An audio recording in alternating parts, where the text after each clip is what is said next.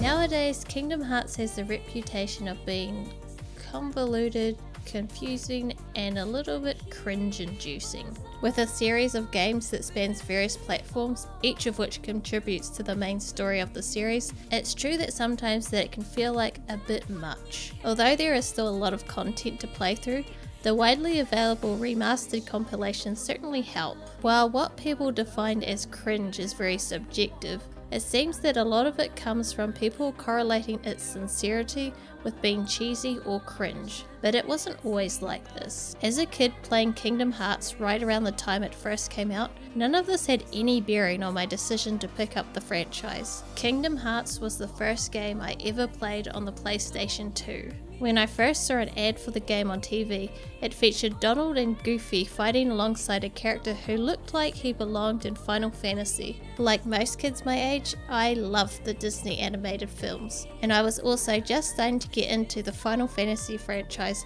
after playing both Final Fantasy 7 and 9. So I was the perfect target audience for the franchise. But at the time, I didn't have a PlayStation 2. Fortunately for me though, my local video game store did allow for the renting of PlayStation 2 consoles. The amazing opening scene, gameplay, setting and soundtrack all hooked me in immediately upon booting up the game for the first time. As the days wore on, I'd lose track of time playing it non-stop for hours on end. Kingdom Hearts really ignited my passion for the Final Fantasy franchise, which contains some of my favourite games of all time. So, is Kingdom Hearts as captivating as I remember?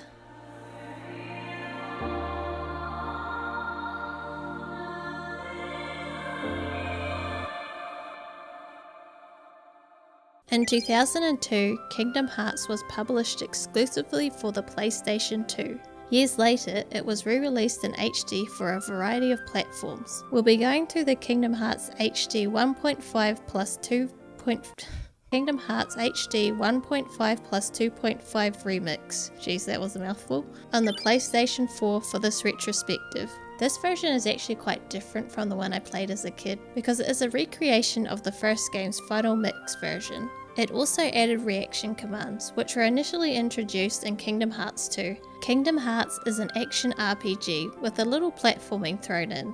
It's also fairly story focused, so I'll attempt to cover as much of it as possible without leaning too much on the knowledge from other entries in the franchise.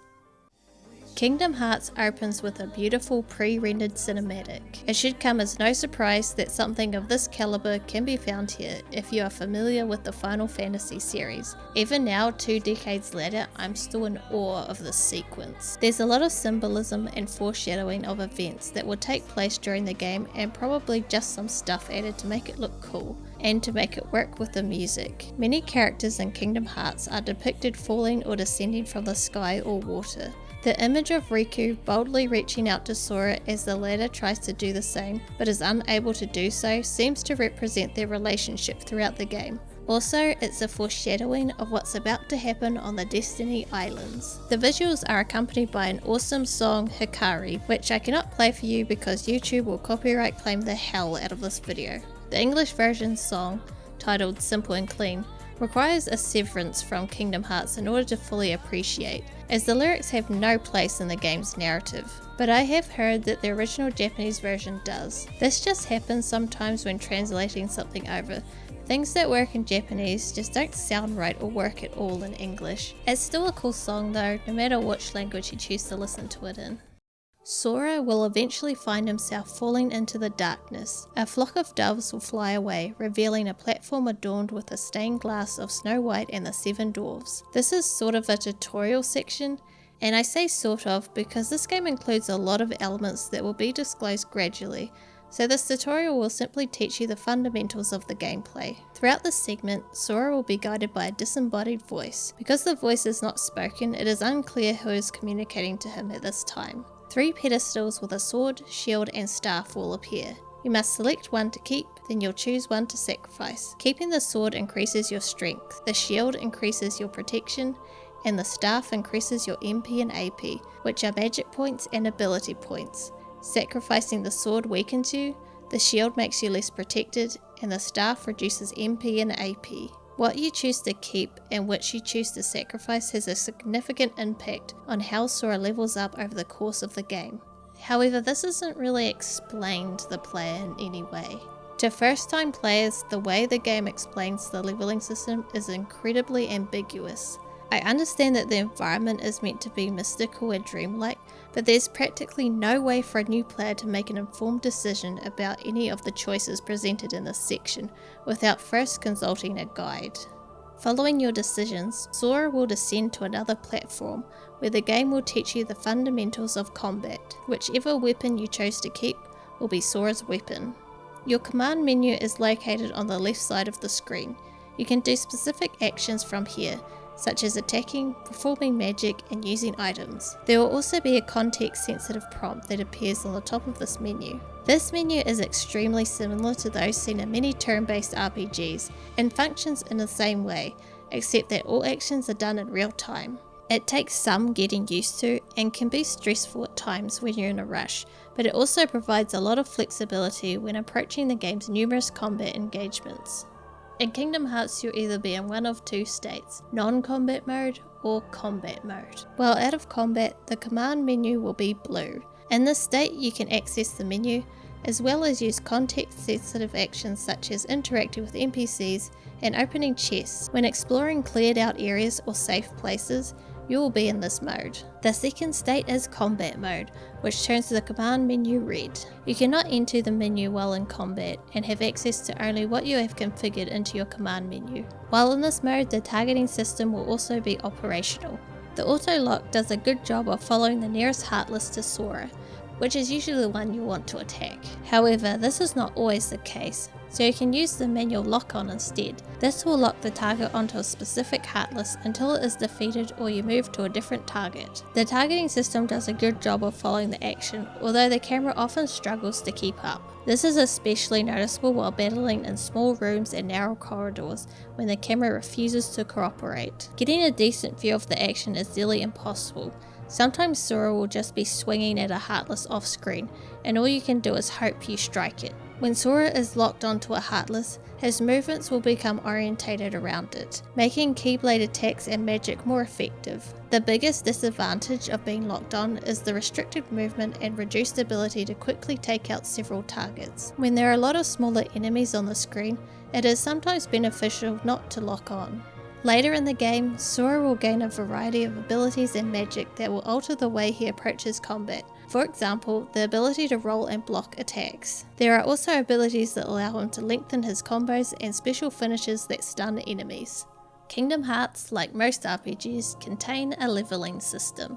Defeating Heartless and bosses will reward you with experience points, as you may expect. However, this isn't the only way to get experience through battle. There are also what are known as tech points. These points are given to you anytime you show skill in battle. The most common way to earn these tech points is to parry or defend against the enemy's strike. When a certain amount of experience is gained, the character will level up. A character's stats will improve with each level increase. These stats can be any combination of increased HP, MP, AP, defense or strength. Depending on which option you take, either the rod, sword or shield will affect how Sora levels up throughout the game. This decision has no bearing on the other members of the party. The rate in which Sora gains levels is also determined at the very beginning when you are asked 3 questions by Waka, Selfie and Titus. And yes, I know it's pronounced Titus, but I've always called him Titus because that makes more sense. So that's what I'm going to call him, Titus, okay?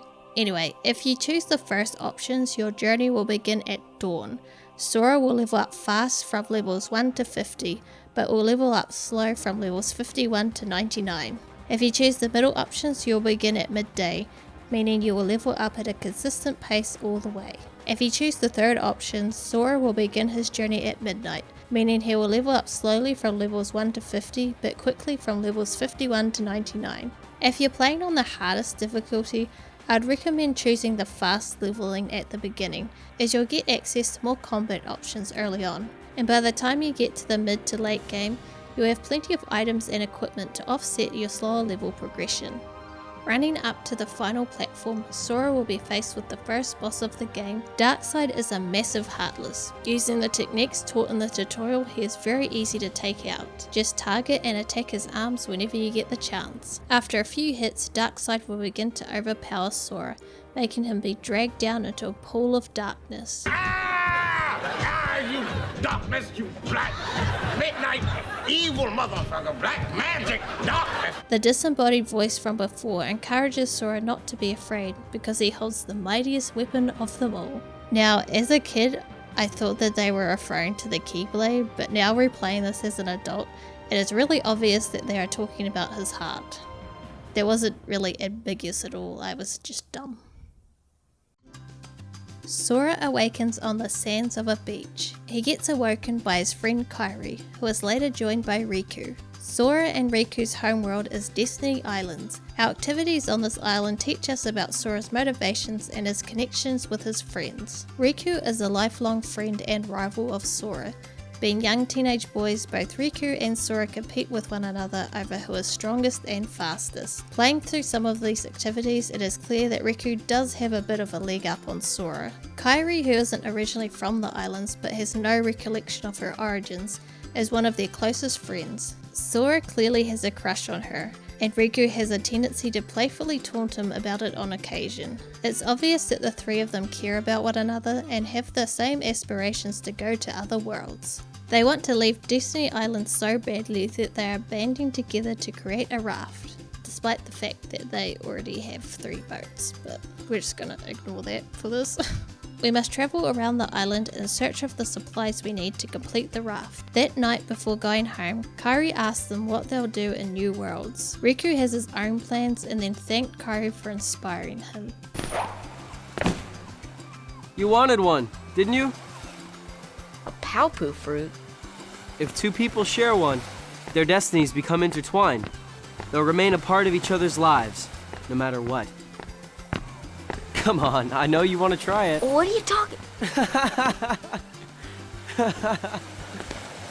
Meanwhile, in Disneyland, yeah, don't forget this is a Disney game.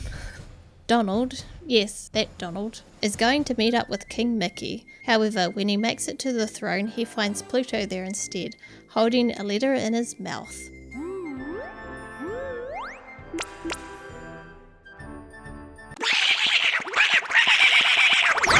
Donald goes to the gardens to find Goofy to inform him of what he read in the letter.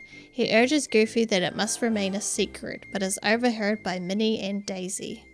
Back at the island, it is a new day, and we must gather supplies in preparation of taking the completed raft. During today, we also have the option to fight some of the Final Fantasy characters to earn some extra experience. Riku will also challenge us to a race to name the raft. It's a race! It's a race!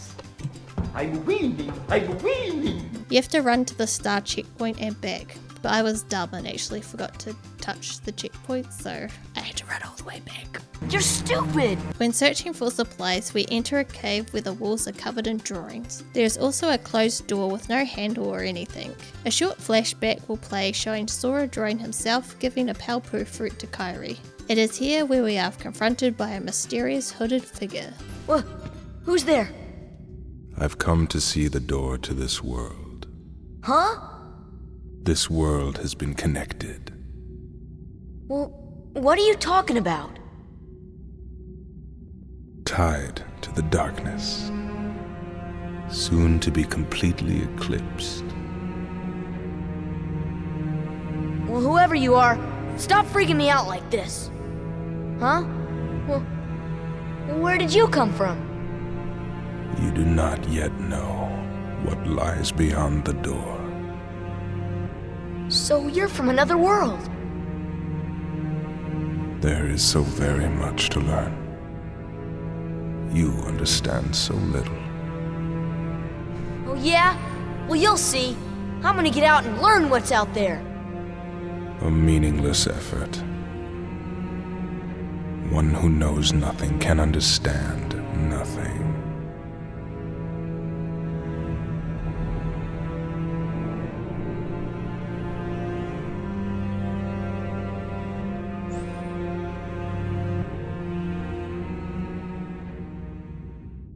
Bringing back all of the supplies to Kyrie, she will show us the charm she is working on. They then decide to call it a day, as for tomorrow they will set sail on their raft that has no oars to actually get them out to sea and nowhere to steer it. They're all gonna die. Donald, sorry to rush off without saying goodbye, but there's big trouble brewing. Not sure why, but the stars have been blinking out one by one, and that means disaster can't be far behind. I hate to leave you all, but I gotta go check into it. There's someone with a key, the key to our survival, so I need you and Goofy to find him and stick with him. Got it? We need that key or we're doomed, so go to Traverse Town and find Leon. He'll point you in the right direction. P.S. Would you apologize to Minnie for me? Thanks, pal. Yeah, I think I'm done. I can't. I fucking hate doing Mickey Mouse. It's high pitched and breathy, and it's fucking annoying. Queen Minnie then decides to let High Magician Donald and Captain Goofy go and see if they can track down the person with the key. Jiminy Cricket will also be accompanying them. Donald and Goofy board a ship and fly off in search of the king and the key.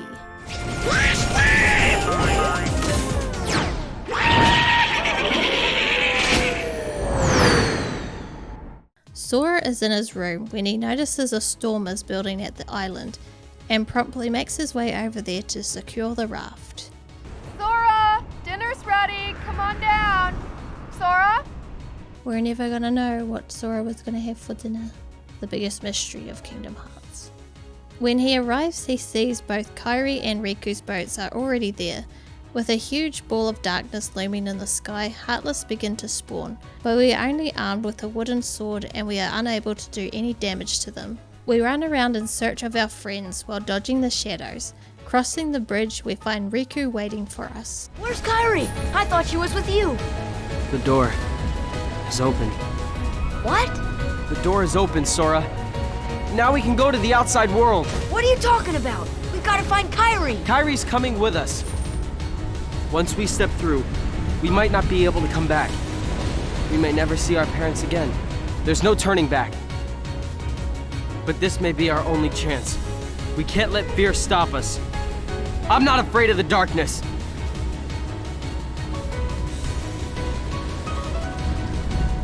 Riku.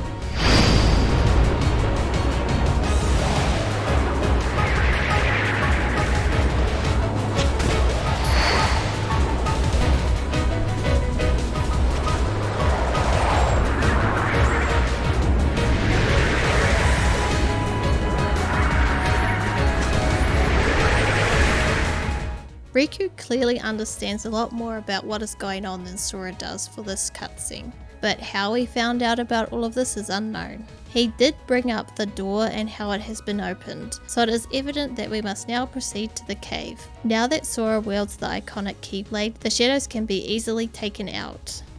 We find Kairi, but she's acting kind of zombified. The door bursts open with dark winds blowing Kairi towards Sora. Kairi passes through Sora and disappears. Then Sora is blown outside. In the midst of a roaring tornado, Sora arrives on a small floating island. Once again, we are confronted with Darkseid. Not much has changed since the last time we faced him, just smack his arms with the Keyblade. If you find yourself running low on health, Darkseid will spawn some shadows that you can kill. They will drop green orbs. When collected, they will restore some of Sora's health, which is displayed in the right hand corner. Whenever a boss is defeated, the game will enter a slow-mo mode, so you will always know when the fight is over. I would always try to perform like a cool move whenever slow-mo was activated, because I'm lame. The Dark Tornado becomes so powerful that Darkseid gets sucked up into the ball of darkness. Sora tries to hold on for dear life, but then eventually he too is pulled into the void. Oh? Oh? Look! A star's going out! Come on, let's hurry!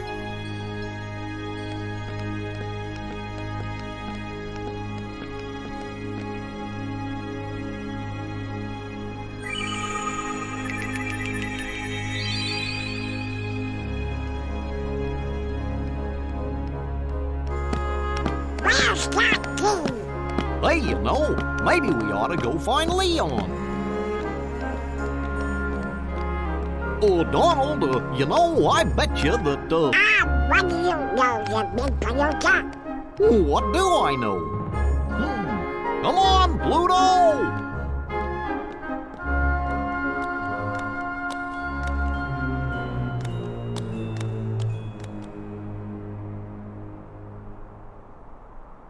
Travis Town is a small town with a peaceful atmosphere and a night sky filled with stars. After their worlds are devastated by the Heartless, survivors make their way here. Travis Town is located in the realm that lies on the boundary between the realms of light and darkness, known as the Realm Between. This world acts as a sort of hub area and we'll be returning here the most. Entering the accessory shop, we talk to Sid behind the counter. He informs Sora that he is definitely not on his island anymore and offers to look after him if he can't find his friends. For those who don't know, Sid is another Final Fantasy character. There are many incarnations of Sid throughout the Final Fantasy series, but I am pretty sure this Sid is the one from Final Fantasy VII, given his expertise in aircrafts and the more obvious sign of him looking the same. Entering District 2, a man falls to the ground. We see his heart being consumed by a Heartless.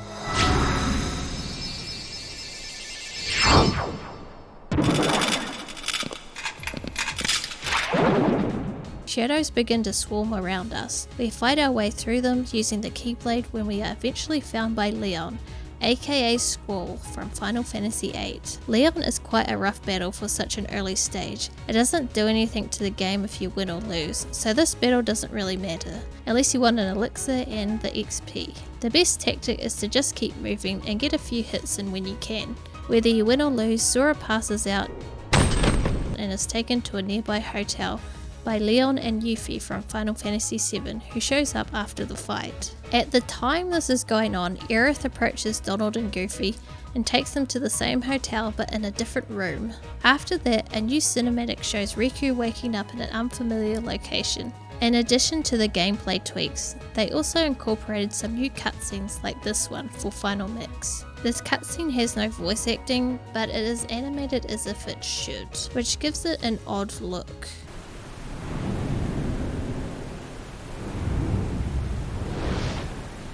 What'd he say? Sora wakes up and thinks that he sees Kairi talking to him, but it turns out that he is just hallucinating. Leon and Yuffie begin to explain to Sora about the Heartless that have been chasing him. In order for a person to become a Heartless, they must first succumb to the darkness that lives within their own heart. Due to their origins of darkness, they have no reason to think and act rationally. Their sole purpose is to hunt for and consume people's hearts in order to breed new Heartless. The hearts of worlds are what they seek above all else, therefore they set out to find a way into the world's hearts. Keyblade users are also hunted out by the Heartless, as the Keyblades are extremely effective at defeating the Heartless. The Heartless use the Keyblade itself as a homing beacon, but they ultimately want to capture the heart that commands it in order to end the use of the Keyblades. Aerith also informs Donald and Goofy of a man named Ansem, who was studying the Heartless. However, his notes on the subject have been scattered throughout the many worlds.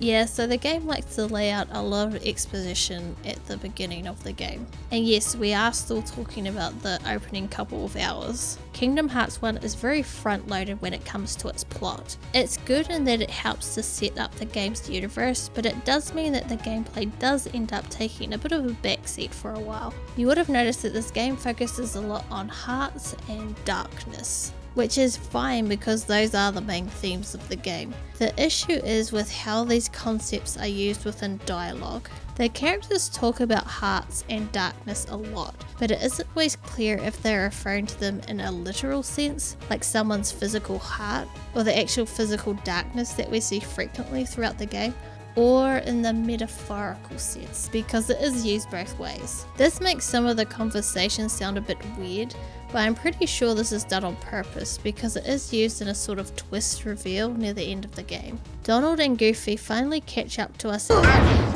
in and aid Sora in the boss fight against the guard armor. Donald and Goofy will be your main party members throughout the game. Just like Sora, they will level up, can equip abilities, weapons and accessories, and also use items. In the menu you can tweak the way that AI will behave during battle, with mixed results. Sometimes they will do exactly what you want, other times, and by other times I mean most of the time, they will be pretty useless. Through most of the major battles, Donald will die within the opening minutes. Because he is a mage, you'll probably want him to be the party's healer, but considering he dies so quickly and often wastes his spell casts, he isn't very reliable. Goofy fares a bit better in the survivability aspect, thanks to his high defensive stats. He's usually good for tanking some of the incoming damage and using items to heal party members. He doesn't do much damage but can pull aggro from Sora, giving you a chance to cause some serious damage. There are also guest party members that will temporarily join you while you are in their world. They aren't really better or worse than Donald or Goofy, just different. They will usually be a high level, which I think is to make up for the fact that they are more limited in their customization. I don't really use the guest characters all that much, because I have spent so much time setting up the party the way that I want, that I don't really feel like redoing it for each world. You also can't use trinities with these guest characters, which is annoying. You don't know what they are yet, but I will explain it. On the whole, I wouldn't put too much weight in the hands of any of your party members. Sora will be carrying the team for pretty much the entire adventure. Encouraged by Leon, Sora decides to travel with Donald and Goofy in hopes of finding his friends. This works for Donald and Goofy as they need the Keyblade wielder to help them find the king. We then get an ominous scene foreshadowing some of the villains we will be facing off against during our journey. And if you are familiar with the Disney films, then they are all pretty easy to guess. Before leaving Traverse Town, the Final Fantasy team gives us some money. Money, as in money, not money. Trust me, it's original. Do not steal. It is the currency used throughout the series. It's the white objects that drop from enemies. It comes in 3 sizes, with each size worth either 1, 5 or 20 money. Money is used to buy items and equipment from shops. If you manage to defeat Leon in the earlier battle, he will also give you an elixir. We also obtain our first Trinity. Trinities are small intertwined heart spots scattered around the various worlds in Kingdom Hearts. They come in differing colours that correspond to the skill you need to unlock them. There will be plenty of Trinity spots that you won't be able to activate when you first find them, so you will need to return later when you acquire the right skill. You gain all of the different Trinities by progressing through the story, and none of them are missable. Many of these spots drop rare and useful items, so they are definitely worth keeping an eye out for. Some of them are also mandatory for progression. If you want to keep track of your progress or just want to read up on the story and characters you have met so far, it will be tracked in Jiminy's journal, which can be accessed in the menu. When entering the Select World menu for the first time, we will only have 2 worlds to pick from. Each world has their own difficulty rating represented by stars. The more stars, the stronger the Heartless will be in that world. When travelling between worlds, you will need to complete a gummy ship segment. Gummy ships are made from gummy blocks. What are gummy blocks, you may ask? I go to Fido. I'm not an engineer. You'll start off with a pre-made gummy ship, but as you acquire more gummy parts, you'll be able to design and create your own. Now, like I said before, I am not an engineer, so my ships usually consist of how many thrusters and guns I can get away with. So elegant, so beautiful. If you can't be bothered to design your own, there are many blueprints you can find and just make them. I was never really that interested in this creation system, and it can be a bit cumbersome to use, but I can definitely see a lot of people having some real fun with it. Once you have your ship, you can use it to fly to other worlds. These segments remind me a lot of Star Fox 64. Ah yes, the good old days of flying around as Star Fox. Oh, for God's sake, my name is Fox McCloud. Star Fox is my team, not my name. You fly along a fixed path, with options to move to the sides as well as up and down, which is used to avoid obstacles and incoming fire. Other ships manned by Heartless will attack your ship. You can destroy them by firing your own weapons, if you have any attached to your ship. They tried to spice these segments up a bit in the final mix version by adding gummy missions. There are various different types of missions that must be completed in between flight paths, like achieving a certain score and stuff like that. When a mission is completed, you'll be rewarded with a gummy item. None of these are required to finish the game, and to be honest, I never bothered doing any of them, as I'm not really a fan of the gummy ship gameplay. The controls are very simple, but the gameplay is a bit slow and not very engaging. The worlds we can travel to at this time are Wonderland, which is a 1-star world, and Olympus Coliseum, which is a 2-star. It may make sense to go to Wonderland first, but instead we're going to make a quick stop at the Coliseum to pick up something. Now, I'm going to go over the Coliseum in way more detail later on in the video. Because of the structure of this world, we will be returning here many times throughout this playthrough, and it's just easy to cover it all at once. For now, all that is important is that I stopped off at the Coliseum to pick up the Thunder spell, which is really a lightning spell. Almost all of the worlds that Sora visits are based off the Disney animated films. For Wonderland, it is based off the 1951 film Alice in Wonderland. The story doesn't follow the film's story exactly, but instead takes many aspects of it and incorporates Sora, Donald and Goofy and the Heartless. Saying that out loud, it sounds so stupid. The same goes for all of the other Disney worlds, with varying degrees of adherence to the films. Wonderland is a very wacky world, but the way that Kingdom Hearts chooses to represent it is kind of dumb. Every area takes the form of a themed room. It makes areas feel really small, as you can easily see the walls and ceilings. I really do not understand where they're coming from when choosing to go with this design. Yeah, the PS2 was limited when it came to having expansive maps, but they managed to master this for other worlds, but here they brought it into focus. Entering the Queen's castle, we find that Alice has been put on trial for painting the roses red. Oh wait, no, it was for trying to steal the Queen's heart. The proceedings are pretty much a kangaroo court, and Alice is found guilty. Obviously, the crime of trying to steal a heart fits the motives of a heartless. Sora wants to help Alice, but Donald and Sora wants to help Alice, but Donald and Goofy remind him of the rule that one must not meddle in the affairs of other worlds. This rule is brought up many times throughout the story, but it can just be completely ignored because meddling is pretty much the main goal of the game. In order to help Alice, we must find 4 pieces of evidence and bring them back to the court. They are all in these little pink boxes that will somehow contain footprints and stuff.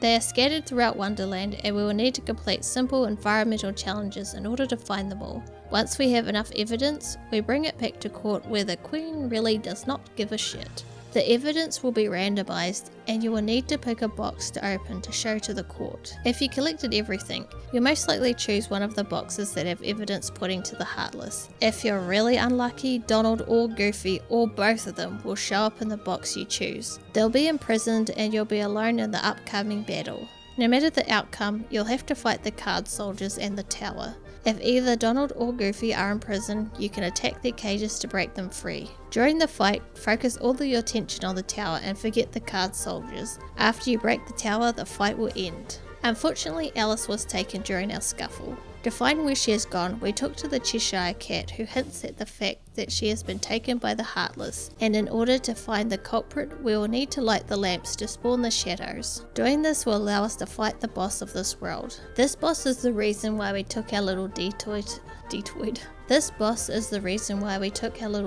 to Olympus Coliseum to get the Thunder spell, as this boss is weak to the spell and will stun him, so you can easily jump up and attack him. Magic is represented by the blue bar around the character portrait. Magic power is based on your MP stat. Each segment of blue bar is equal to 1 MP. The greater Sora's MP stat is, the more powerful his magic is, and how many times he can perform it. Sora's maximum possible MP is determined by the power you choose at the very beginning of the game. If he chooses to keep the staff, he will have 2 MP more by the end of the game. There are 7 magic types, each with 3 spell levels, which can be learned as you play through the game. Depending on the spell cast will determine how much MP is needed. Enemies can have different weaknesses and resistances to magic. In general, bosses have a higher resistance to magic attacks than normal enemies. Some bosses are completely immune to magic attacks. Enemies that use magic usually cannot be hurt by the magic attacks of the same type, so you will need to pay attention on what spells to use if you don't want to waste your MP. Even if you're going for a completely melee focused build, magic is still very useful for interacting with some environmental elements, such as lighting candles, powering up electricity, and reaching certain chests. There is also a cure spell that is an asset to pretty much any playstyle, unless you really want to just rely on Donald to heal you. I wouldn't recommend that. Now, if you're going for a magic focused build, you may be worried about running out of MP during a fight, which can be extremely crippling. Well, the game gives you a lot of ways to restore your MP both during and in between battles. The MP charge gauge is the yellow line inside your blue MP gauge. This gauge helps you recover MP during battle. When you physically attack an enemy, your MP charge gauge fills up. The amount that is filled depends on both the enemy you're attacking and your character's level. Attacking more powerful enemies fills your MP gauge more per hit. Just like with the health orbs, there are also MP bubbles that have a chance of dropping from defeated enemies. Admittedly, they are much rarer, especially in the early game, but when you collect these bubbles, they will refill a portion of MP. There are also items that you can use to restore MP during battle. And even after all of that, there are still abilities that will help you with MP management, such as MP haste and rage. Magic is just all around a great tool in many situations, and while it can be a little bit of a hassle to rely on in the early game, it scales really well into the mid to late game, making it well worth the investment in my opinion. It's by far the most effective at crowd control and clearing out rooms quickly. Without the thunder spell, this boss can be a real pain to hit because he is so tall. After the boss is down, the keyhole to this world's heart is revealed, and Sora promptly locks it using the Keyblade. This is the shared goal that we have for all of the worlds, to lock away the world's heart so the Heartless cannot consume it. If the Heartless consume a world's heart, it will be destroyed. Donald and Sora get into a bit of an argument as to whether or not to land in the next world. While fighting over the controls of the ship, they end up crashing the ship into the jungle and getting separated. Sora finds himself alone in a large tree house. Right away he's attacked by the leopard Sabor. She's quite fast, but she telegraphs her attacks so they are easy to dodge. She also has a small amount of HP, so the fight doesn't last very long. Tarzan comes to Sora's aid just before Sabor lunges at him. Sora then asks Tarzan if he has seen his friends. During this interaction, he has another hallucination of Kairi. Tarzan remarks that his friends are here, but because he doesn't speak the English too good, Sora doesn't quite understand what he means by this. If you hadn't guessed already, we are in Deep Jungle, a world based on the 1999 animated film Tarzan. Exploring with Tarzan for a bit, we eventually do find Donald and Goofy again, but Sora and Donald are still a bit angry with each other over the earlier incident. I really do not like the way the narrative leads you through this world. Clayton wants to find the gorillas, which is fine, it's following the plot of the film, but it ends up with you just going from place to place to meet up with the NPCs and then just leaving.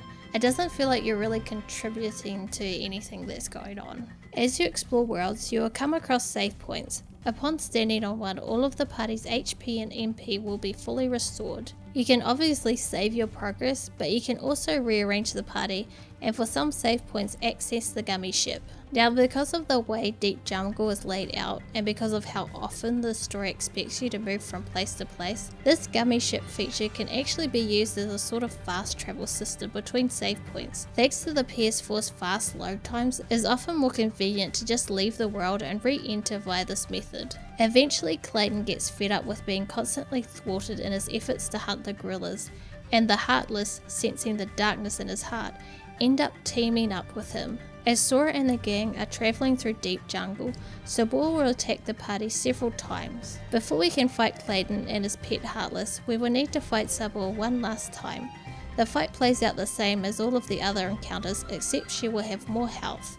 During the boss fight, Clayton will be riding a stealth sneak Heartless. If you want the most experience, focus on taking out the Heartless first, as defeating Clayton will end the fight. I made sure to gain a couple of levels to give me access to the scan ability, which displays the health of an enemy you have targeted in the top left corner. Abilities are learned as Sora and the other party members level up. Depending on the leveling path you chose at the beginning of the game, will determine which order you will learn certain abilities. For example, if you pick the sword, Sora will learn more offensive abilities first, like combo extenders, whereas picking up the shield will grant Sora more defensive abilities early on, like the ability to guard. There are a heap of abilities that can be learned throughout the game. Some that will aid you in combat and others that will help you with item drop rates and other things like that. There are also shared abilities which will affect the entire party. In the abilities menu you can assign whatever abilities that you've learned, as long as you have enough AP. AP can be increased like other stats by leveling up, using an AP up, or by equipping certain gear. Learning new abilities is by far the best benefit to leveling up, as some of them are very powerful and can really change the way you can approach certain combat scenarios. When Clayton is defeated, we learn Cure, which is an extremely useful spell, and very exploitable. I wouldn't do that. You can assign it to the quick select menu for easy casting during battle. We will get flung up to a higher ledge and proceed to climb up to a hidden cave. In the cave we find the keyhole and learn what Tarzan meant earlier, that Sora's friends are in his heart, metaphorically speaking. Once the keyhole is closed, Tarzan will thank us for our help by giving Sora the jungle key. Sora will be able to obtain keychains that he can attach to his keyblade to change its properties. These will have an effect on Sora's stats. There are a bunch of different ones to collect, and depending on your build and playstyle, will determine which keyblade is best for you. Or you could just equip the one that you think looks the coolest. That's always an option. Donald and Goofy also have many different weapons they can equip. For Donald it's staffs, and for Goofy it's shields. On our return to Traverse Town, we visit Aerith and Leon in the secret waterway, now that we can open it using the Red Trinity we just learned. We update him on our adventures so far. When the keyhole in Deep Jungle closed, a special gummy fell out. Aerith suggests that we should take it to Sid. Before leaving, Leon gives us a mysterious gem. Gem. He gives us a mysterious gem. According to Sid, it is a navigation gummy that once installed on our ship will allow us to travel to new worlds. While Sid is installing it for us, he asks us to deliver a book to Merlin, who lives in the 3rd district behind a door that can only be opened with fire magic. Delivering the book to Merlin, we learn that some of the pages are missing, so we'll need to keep an eye out for them. The mysterious gem Leon gave us was actually a summon gem. By bringing summon gems to the fairy godmother, she will be able to turn them into summons for us to use. There are also a couple of summons that you acquire automatically by progressing through the main story. Summons can only be summoned during battle, and there are a variety of different ones that you will obtain. Depending on the summon, it will require between 1 to 3 MP to summon. All of the summons are a Disney character, and they all have different effects and utility, so depending on your playstyle will have a huge impact on whether you find a summon useful or not. Because I use a lot of magic, I found Bambi to be the most useful. He will jump around the battlefield and drop MP bubbles. Sora's MP stat determines which MP size bubbles Bambi drops. Bambi will also drop items if you're able to kill enough Heartless. There are some downsides to using summons. For one, there is a cutscene that plays every time you summon, which is unskippable, unfortunately. I don't know why it's unskippable because the other cutscenes in the game are skippable, but it's cool the first time, but it gets really tiresome after the 100th or so time. Secondly, Sora cannot use special attacks while the summoned character is present. And finally, while the summoned character is present, your 2 other party members disappear. This is true for all of the summons except for Tinkerbell. The summon has their own MP gauge, and once it drains to 0, they will dispel. Using the summon attacks will make it drain faster. When the summon leaves, your party members will drop back into the area. Summons can be very powerful when used in the right situation. Although some are clearly better than others, they are a great addition to the gameplay and pay a great homage to the Final Fantasy summons. Just instead of Infrid rising from the pits of hell, we have Mushu.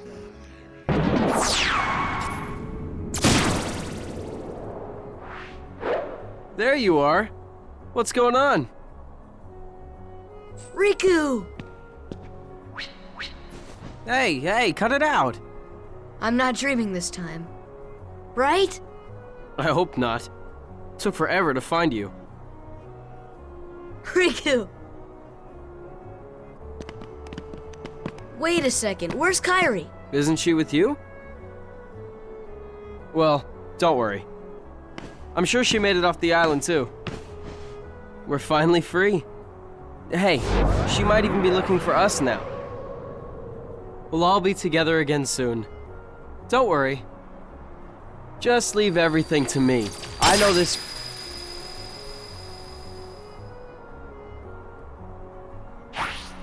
Leave it to who? Sora, what did you... I've been looking for you, and Kyrie too, with their help. Who are they? We've visited so many places and worlds, looking for you. Really? Well, what do you know? I never would have guessed. Oh, and guess what? Sora's the Keyblade Master. Who was it? What's that mean? So, this is called a Keyblade? Huh? Hey, give it back! Catch.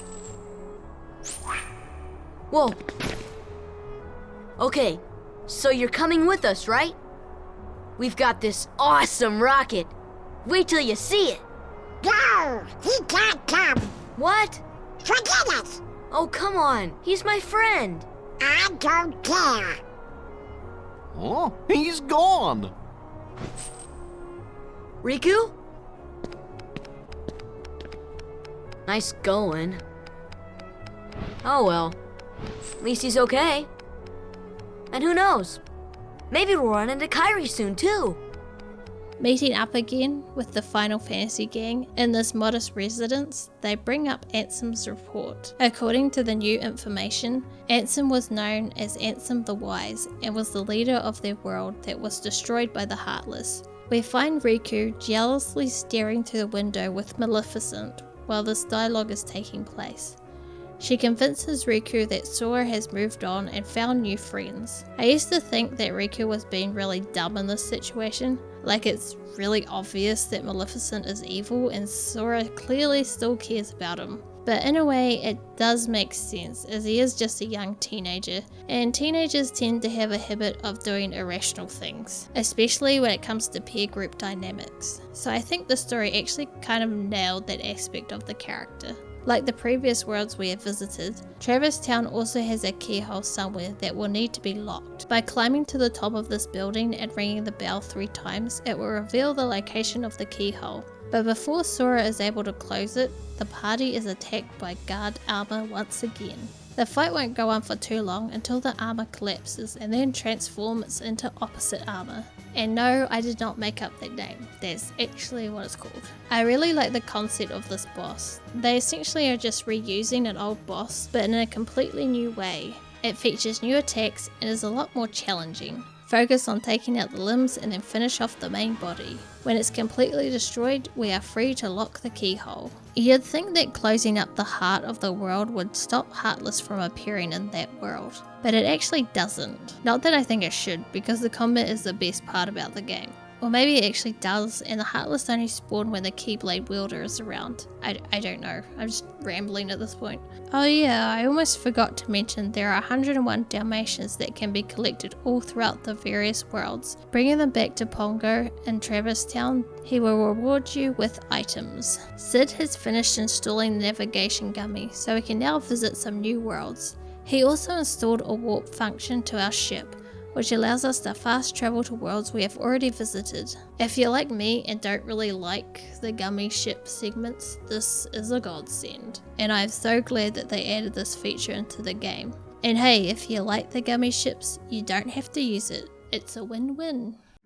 With the navigation gummy installed, we are now able to enter these warp holes, taking us to the next world. Agrabah is based on the 1992 film Aladdin. The world starts with Jafar looking for Princess Jasmine, but Largo tells him that she is nowhere to be found. Maleficent turns up, telling him that Jasmine is essential for their plan. As the events of the world go on, we eventually come across Aladdin in the desert, who has just found Genie. Given the elaborate animations of the original film, The dev team tried to convey the energy and charisma of the character as best they could. Now this is by no means an easy task, as it is being compared to some of the best 2D animation ever made. Also 2D and 3D are two very different beasts, and some things that work in 2D may not necessarily translate well into 3D. The cutscenes in Kingdom Hearts are a bit of a mixed bag. Some of the cutscenes look really nice and are very expressive, but others just come off very flat. Almost all of the cutscenes have a pacing issue though.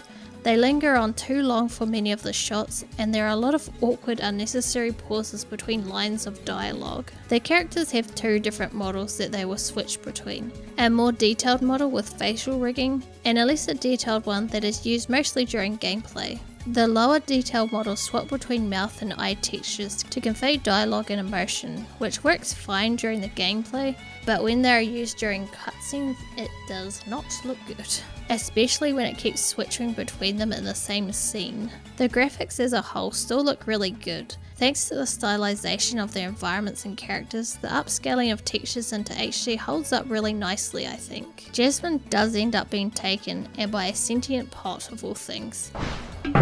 Pot Centipede is deceptively difficult, especially if you go into the fight completely unprepared like I did. The middle of its body is immune to damage, so focusing on attacking its head is your best bet. Its attacks do little damage, but it can strike quickly in succession, which can catch you off guard. I had completely forgotten to equip any items or heal before entering this fight, so I ended up desperately running around trying to find ways to refill my MP. Beating this boss, you are rewarded with a really nice accessory for a magic build. Accessories can be attached to a character that provide differing effects depending on the accessory. At the start of the game, you will only have access to very basic ones that give a character small buffs, but as you progress, you will get access to some very powerful ones that can do anything from increasing your amount of MP to increasing the amount of experience you earn. We head back out to the desert to catch up with Jafar, where we are already thrusted into another boss fight, a fight against the entrance to the Cave of Wonders. Yes, we are fighting against a doorway. This boss is way easier than the last, but more annoying.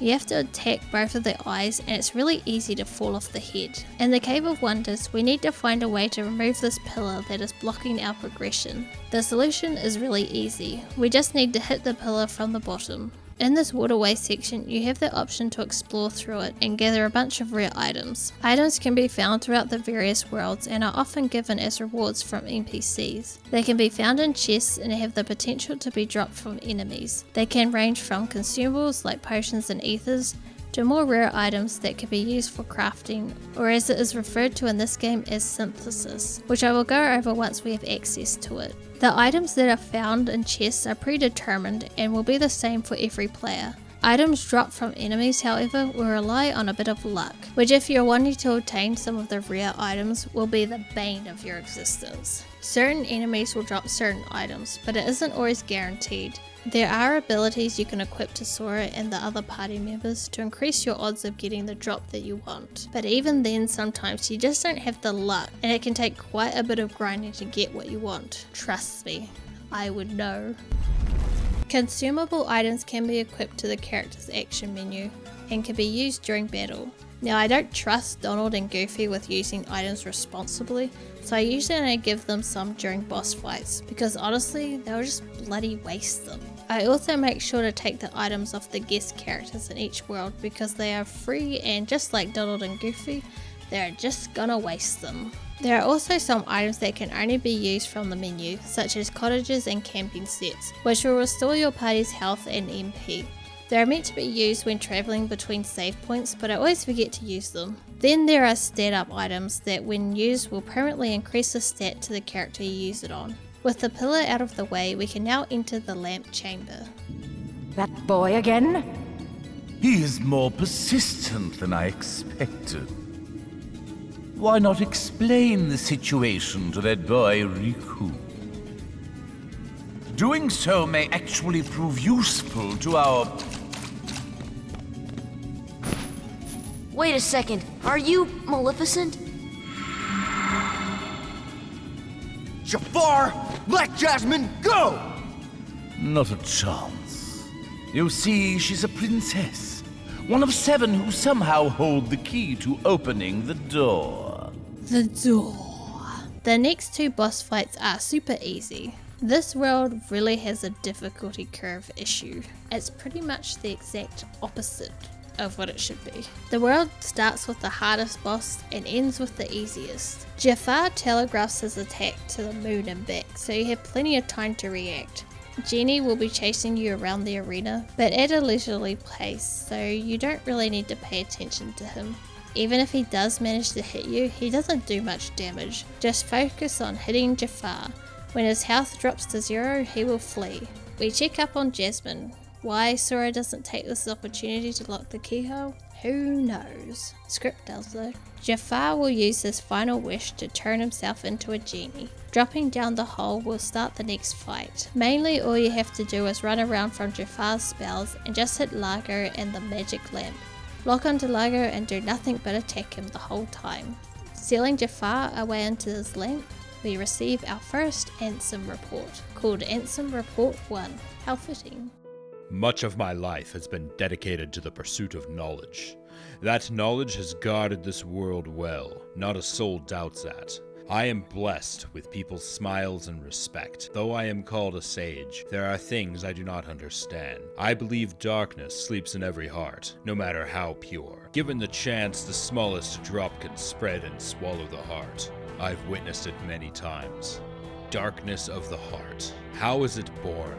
How does it come to affect us so? As ruler of this world, I must find the answers.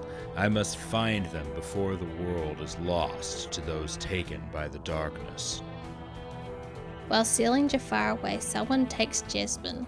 Sora locks the keyhole and the cave begins to crumble. Jumping on the flying carpet, we race for the exit. A little minigame starts up, where you have to avoid falling objects and obstacles. It feels very half-baked, and the controls are a bit stiff. I don't even know what happens if you fail it, or even if you can fail it. Well, we didn't really manage to help Aladdin save Jasmine, but we did close the keyhole, so there's that. Feeling very crestfallen, Aladdin uses his last wish to free Genie, and asks him to accompany Sora on his journey, giving us another summon.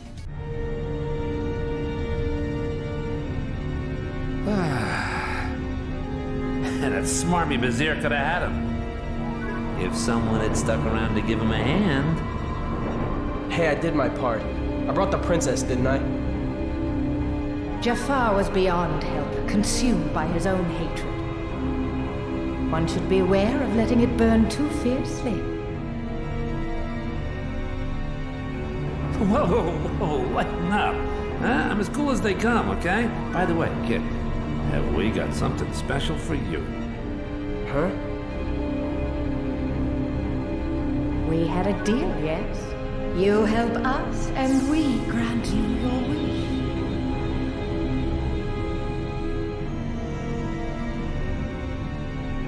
Kyrie! Go to her. Your vessel is waiting.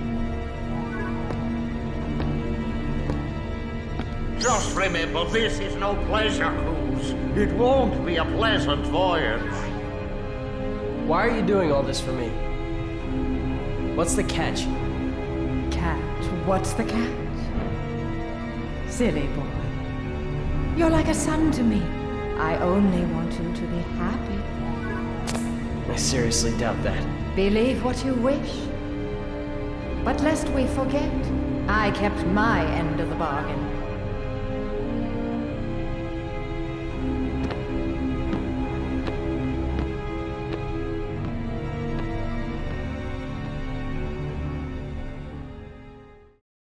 On the way to the next world, we get eaten by a giant whale. We are inside Monstro, the whale from the 1940 film Pinocchio. Monstro's flooded mouth leads us to Pinocchio and his father Geppetto, who live on a derelict ship. While speaking with Geppetto, No, we're not doing Dragon Ball Z. While speaking with Geppetto, Pinocchio slips off to explore Monstro, and we proceed to follow the puppet. Going through the corridors of guts, we meet up with Riku, and he has been a bit of a dick and wants us to chase him and Pinocchio through the whale's insides. Monstro is one of my least favourite worlds. You fight the same boss twice, and it's not all that challenging or interesting. The main focus of the world isn't really on Pinocchio, but more on showing Riku's descent into darkness, which is great for fleshing out the dynamic between Sora and Riku, but isolating the gameplay of this world from the character development makes for a very lackluster level. The most notable aspect of the gameplay in this level is getting the ability to high jump. This makes the platforming a lot easier and won't be the last upgrade we'll get for it. I've yet to talk about it, but Kingdom Hearts does in fact have platforming. It's okay, it is a bit clunky, and does take a bit to get used to. The game never makes you do anything too complicated with the mechanic, but does expand the exploration of the levels. I don't think it adds that much to the overall gameplay because it's not focused on much and isn't incorporated into the combat apart from being able to perform aerial attacks and combos. With the disruption that Sora and the gang have been causing to the whale's insides, they get sneezed out. Yay.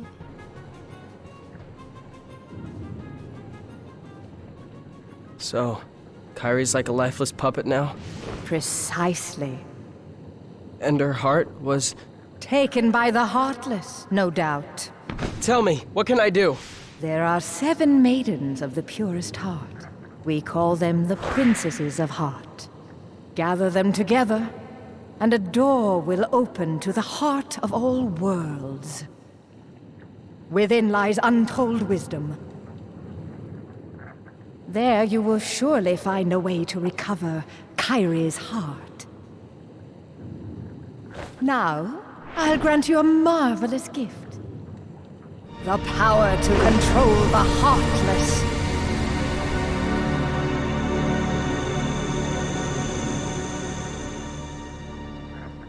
Soon, Kairi. Soon. We next travel to the only Disney World that is based off a stop-motion film. Halloween Town is based on the 1993 film The Nightmare Before Christmas. One of the cool parts about this world is that Sora and the others will change their outfits to help them fit into the world. It would have been cool if they did this for every world, but it would have taken away from showcasing Sora's design, and would have been a lot of extra work with little payoff, so I can see why they didn't. Halloween Town has one of the more interesting storylines, as it doesn't really follow that many of the aspects of the film, but instead chooses to tell a narrative focused on exploring what an actual heart is. Jack Skellington and the Professor are convinced that they can control the Heartless if they can successfully create a heart. Now they don't want to control the Heartless so they can destroy worlds or anything, but merely so that they can make them dance. And if that isn't reason enough to help them, then I don't know what is. All you need to make a heart is a pulse, emotion, terror, fear, hope and despair, and one other missing ingredient, memory. We go to the graveyard to find Sally, who has our final ingredient, but she tries to warn Jack that controlling the Heartless may not be the best idea. And of course, she was right. The Heartless wake up and start attacking everyone. During all this chaos, the heart is stolen by Lock, Shock and Barrel for Oogie Boogie's plans. We chase them to Oogie's massive manor. We need to ascend to the top. This is where having powerful magic is really handy, since it is quite easy to fall off when attacking the Gargoyle Heartless that love to linger over the edge. Once we get to the top, we need to fight the 3 kids. It doesn't really matter what order you defeat them in. During this fight, I was experimenting how much damage I could do with summons with the equipment buffs I had on Sora, and it turns out quite a lot. But this is just a warm-up for the boss fight against Oogie Boogie. Using the stolen heart we made earlier, Oogie Boogie tries to use it to call upon the Heartless to attack us, but it turns out to be a bit of a bust as it never really was a heart at all, just a heart-shaped box.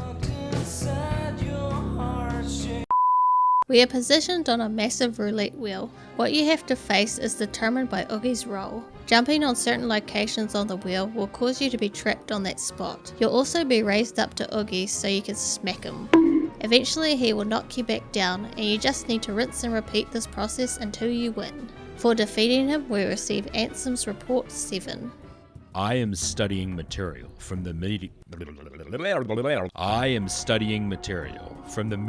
that rained down that fateful night. What a find!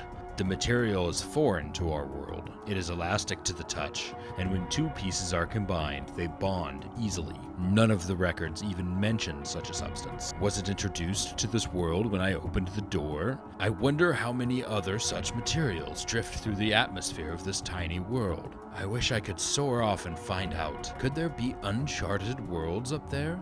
My curiosity never ceases to grow, but I should stop speaking of such unrealistic dreams. For now, there is no way to venture outside this world. My people and I are all but prisoners of this tiny place. Oogie Boogie then fuses with the mansion and you have to jump around his body to destroy dark purple blobs while gargoyles attack you. I'm not lying. That is what happens next. The keyhole is revealed and Sora closes it by shooting at the moon. I don't know how he knows that would do that, but there you go. The moral of the story is, don't get so angry that you turn into a mansion because you will die. Or maybe that its hearts are complicated. I don't know. This next world is a doozy. And by a doozy, I mean I don't like it. Atlantica is based off of the 1989 film The Little Mermaid, and it takes place entirely underwater, which means swimming for the entire level. Yay! My favorite. The party is turned into different forms through the use of Donald's magic. Sora becomes a merman with a dolphin tail, Donald becomes a duck squid thing, and Goofy becomes a sea turtle. Ariel will teach us how to swim when we first arrive in the world. Swimming mechanics are simple but clunky. Rising and sinking feel sluggish, and the worst thing about this system is how it affects combat. It eliminates several of Sora's mobility options, such as dodge rolling and aerial combos. It truly messes with you when you try to avoid an attack, but instead sink. Magic is the most effective and fastest technique to deal with opponents. Fighting becomes a real chore, and I just ended up swimming past most of the Heartless, because I couldn't be bothered engaging with them. Just like Sora at the beginning of the game, Ariel dreams of seeing other worlds. After a fight with her father, King Triton, Ariel is approached by the evil sea witch Ursula, who promises the mermaid princess that she can help her get to other worlds. But in order to do so, she needs her father's trident. Now you'll think, given what the villains are after, that Ursula would also want to take Ariel as well, as she is in fact a princess. But this isn't actually the case, because Ariel isn't considered a princess of heart. Yet Alice from Alice in Wonderland is, even though she is not a princess at all. I'm thinking the devs thought it would be really hard to incorporate a fish person out of a water environment, but even then Ariel did have a completely human form in the film. Couldn't they have used that? Anyway, Ursula has the trident and we need to get it back. Sora and the gang make their way to her lair. This boss fight will go very badly if you completely ignore the hint that King Triton gives you beforehand, which I definitely didn't do as a kid and spent forever wailing on the boss with little result. Definitely wasn't that dumb as a kid. To even damage Ursula, you must make her cauldron backfire. She will throw potions into it every once in a while. I don't know why I said it like that. To make it change colours. When it is red, cast fire. When it is blue, cast blizzard. And when it is yellow, cast thunder. Whenever her cauldron turns white, that's when you can attack her. Ursula will slip away, and we learn the mermaid kick ability. This ability lets us swim faster and also against strong currents. Using this technique, we can go straight to the final boss of this world, Ursula's big fat head. This boss is so annoying. You just have to slap her in the face, but her attacks are hard to dodge thanks to the clunky swimming mechanics. Make sure you have accessories that give you lightning resistance, and just slap the hell out of her. She drops the King's Trident and Ansem's third report. The shadows that crawl beneath the castle, are they the people who lost their hearts, or incarnations of darkness, or something entirely beyond my imagination? All my knowledge has provided no answer. One thing I am sure of is that they are entirely devoid of emotion. Perhaps further study will unlock the mysteries of the heart. Fortunately, there is no shortage of test samples. They are multiplying underground even as I write this report. They still need a name. Those who lack hearts. I'll call them Cool Ranch Doritos. We get the trident back and return to Ariel's father, who tells us that the keyhole for this world can only be revealed using the trident. We go to the location he hints at and lock it tight. And thank God we'll never have to return to Atlantica ever again. Definitely doesn't show up in any of the other games.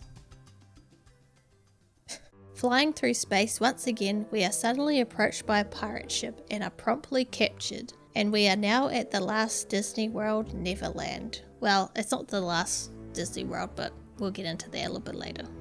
I didn't think you'd come, Sora. Good to see you again. Well, where are Donald and Goofy? Are they that important to you? More important than old friends? Instead of worrying about them, you should be asking about her. Kyrie! That's right. While you were off goofing around, I finally found her. Not so fast. No shenanigans aboard my vessel, boy. Riku, why are you siding with the Heartless? The Heartless obey me now, Sora. Now I have nothing to fear. You're stupid! Sooner or later they'll swallow your heart! Not a chance. My heart's too strong. Riku! I've picked up a few other tricks as well. Like this, for instance.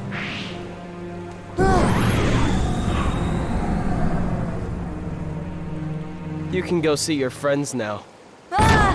Kairi has lost her heart and is pretty much comatose. This is where the definition of a heart gets even more confusing than it was before, if that's even possible.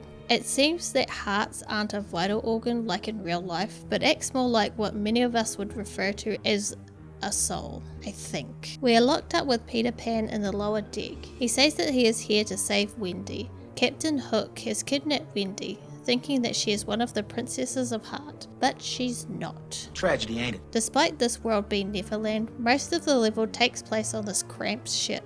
The camera really has a hard time in the lower decks. The camera usually does a pretty good job at following the action, but the rooms here are so cramped that it's continuously getting stuck. As we fight our way back to the ship's deck, we encounter Shadow Sora numerous times, which only Sora can defeat. Goofy asks Peter how he can fly. Peter explains that all you need is pixie dust and sprinkles some on the party. I always thought you need pixie dust and happy thoughts, but maybe this game is too dark for happy thoughts. We find Wendy and Kairi on the level above us. Sora reaches out to Kairi and she moves a little bit.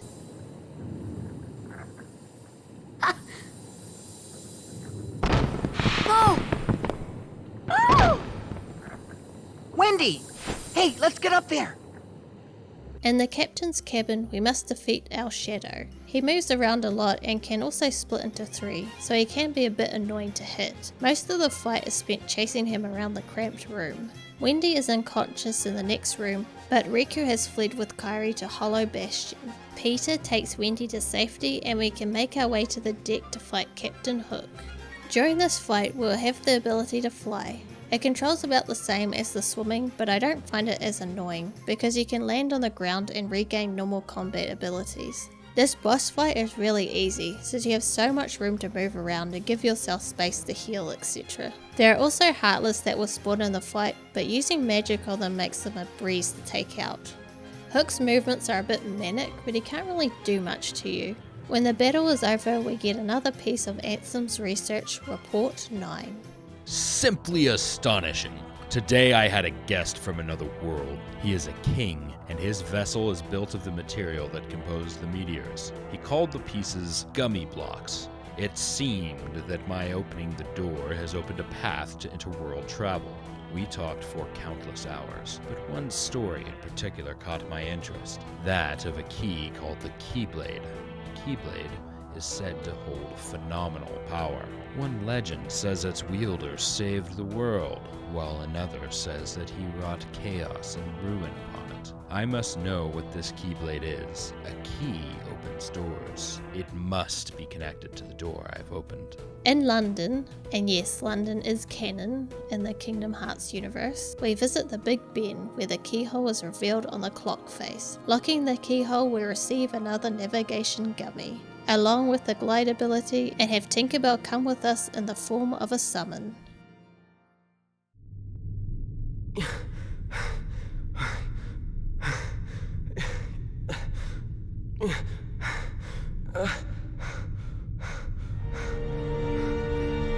It was reckless to bring her here without at least using a vessel.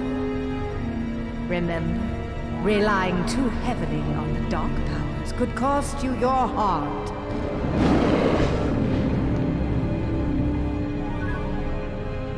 A castaway. Though his world perished, his heart did not. When we took the princess from his castle, he apparently followed her here through sheer force of will. But fear not. No harm will come to you. He is no match for your power. My power? Yes, the untapped power that lies within you. Now, child, it's time you awakened that power and realized your full potential.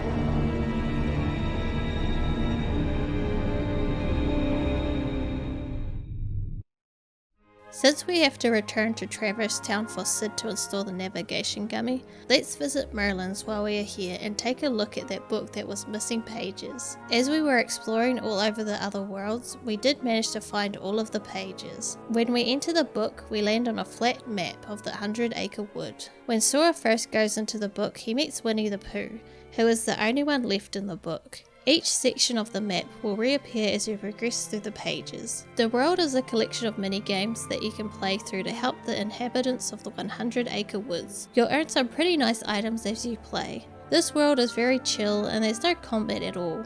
None of the mini-games are particularly interesting or fun. It's fine in small bursts, but I wouldn't recommend completing it all in one go, like I did, as it does become a bit of a slog. It's a very wholesome story revolving around Sora making friends with Pooh and the others. At the end, the book's cover art will be restored and the keyhole can be locked. In Traverse Town, we can use the Green Trinity that we learned in Agrabah to lower this ladder and open the item synthesis shop. Remember all of those items we have been collecting from chests and enemies? Well, this is what most of them are used for. Item synthesis allows you to combine various materials together to make a new item, accessory, or weapon. When synthesis is so hard to say. When synthesis can first be accessed, only a few items will be available for the Moogles to make. However, by creating more items, you will gain access to a longer list of items that are more powerful, but also require very rare materials to make. Some of the best items in the entire game are only obtainable through synthesis. In Kingdom Hearts Final Mix, some of the materials that are needed are different than in the original release, and by different I mean more annoying. I honestly do not remember getting the materials for the ultimate weapon being this much of a pain in the PS2 version. This is definitely due to a lot of the rare drops only coming from these special heartless found in specific areas of the game. They all have their own little gimmick, and some of them don't even require you to defeat them in order for them to drop an item. A few of these heartless can be a bit tricky to take out, and even when you do, it isn't always guaranteed to drop what you want. It is exciting to finally get all the materials you need to synthesize the item that you want, and the items you can make are the best in the game.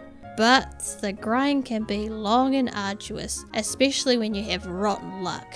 I wasn't ready! While waiting for Sid to install the navigation gummy, Sora has a flashback, but not a flashback of his own memory, but a flashback of one of Kairi's memories. It shows, I'm guessing, her grandmother telling her a story. Long ago, people lived in peace, bathed in the warmth of light. Everyone loved the light. Then people began to fight over it. They wanted to keep it for themselves, and darkness was born in their hearts.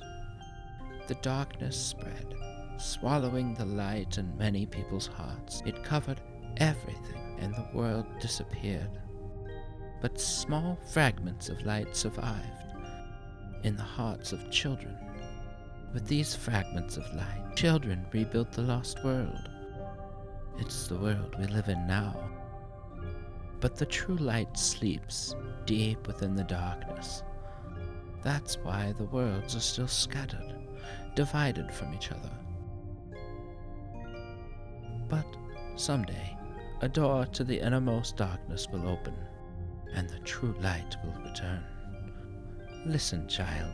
Even in the deepest darkness, there will always be a light to guide you. Believe in the light, and the darkness will never defeat you. Your heart will shine with its power and push the darkness away. Do you understand, Kyrie? That is a hard voice to do. Is that okay? Do I need to do another take?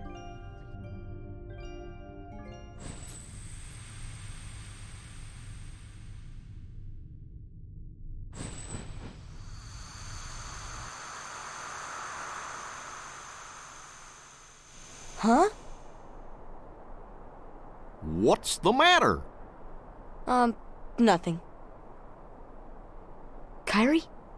Did you call me? Thanks to the new gummy, we can now travel to my favourite world in the entire game, Hollow Bastion. Landing on this world, it may look very familiar, as this was the world that we saw Riku in near the beginning of the game. Hollow Bastion is not based on a Disney film, but is completely original to Kingdom Hearts. It was once the home to Leon and the others. The music for this level is fantastic.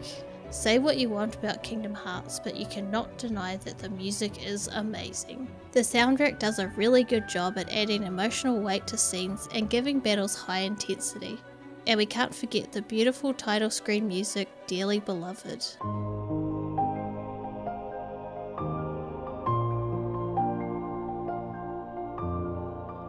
This soundtrack is so nostalgic, and they even make reference to this soundtrack in the newest games even 20 years later, making Kingdom Hearts an incredibly unique musical storytelling experience. No vessel, no help from the Heartless. So tell me, how'd you get here? I simply believed. Nothing more to it. When our world fell into darkness, Belle was taken from me. I vowed I would find her again, no matter what the cost. I believed I would find her. So here I am. She must be here. I will have her back! Take her if you can.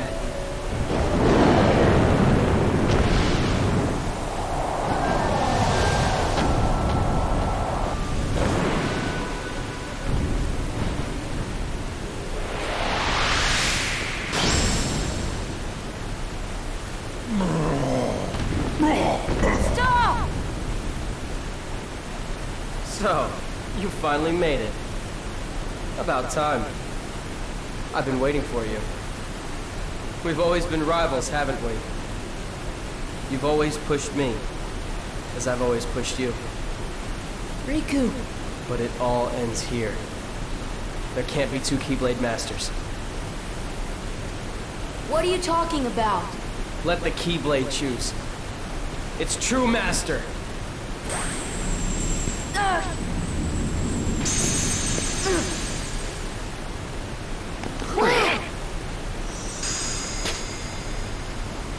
Maleficent was right. You don't have what it takes to save Kyrie. It's up to me. Only the Keyblade Master can open the secret door and change the world. But that's impossible. How did this happen? I'm the one who fought my way here with the Keyblade. You were just the delivery boy. Sorry, your part's over now. Here, go play hero with this.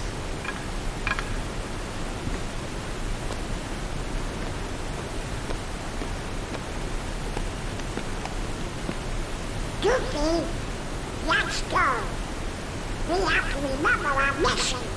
Oh, well, I know the king told us to follow the key and all, but...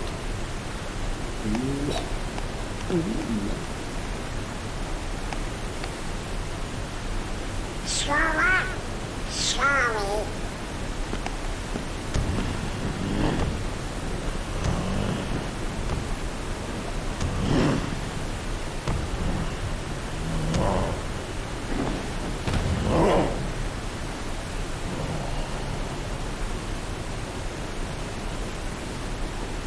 Hey, don't move! You're hurt.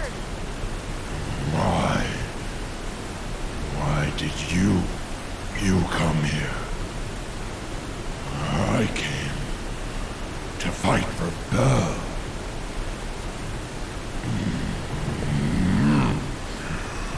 And though I am on my own, I will fight. I won't leave without her. That's why I'm here.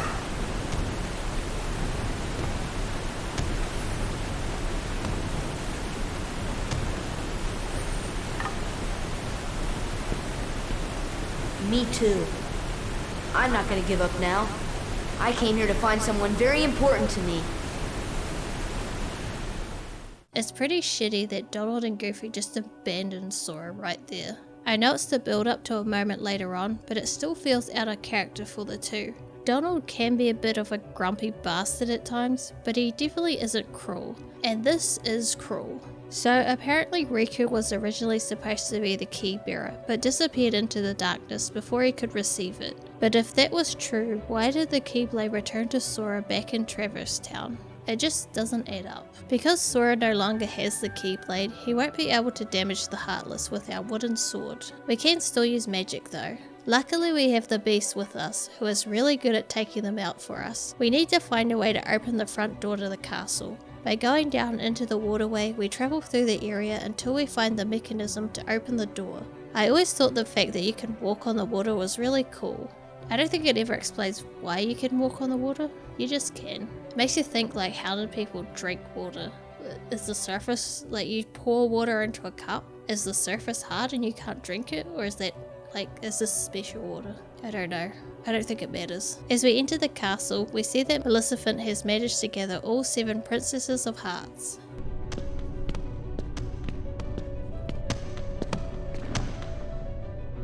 Be on your guard. They're close, I can feel it. Are you ready for them? Hell!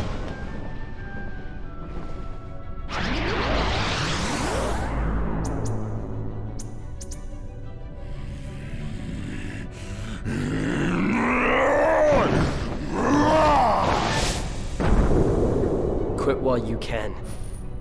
No, not without Kairi. The darkness will destroy you. You're wrong, Riku. The darkness may destroy my body, but it can't touch my heart. My heart will stay with my friends. It'll never die. Really? Well, we'll just see about that. Ah!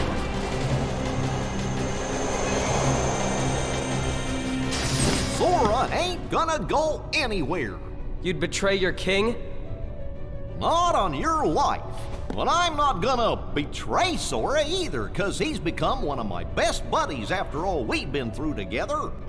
See you later, Donald. Could you tell the king I'm really sorry? Hold on, Goofy! We'll tell them together! Well, you know, all for one and one for all. I guess you're stuck with us, Sora. Thanks a lot, Donald, Goofy. How will you fight without a weapon? I know now I don't need the Keyblade. I've got a better weapon. My heart! Your heart? What good will that weak little thing do for you? Although my heart may be weak, it's not alone. It's grown with each new experience, and it's found a home with all the friends I've made. I've become part of their heart just as they've become a part of mine. And if they think of me now and then, if they don't forget me, then our hearts will be one. I don't need a weapon. My friends are my power.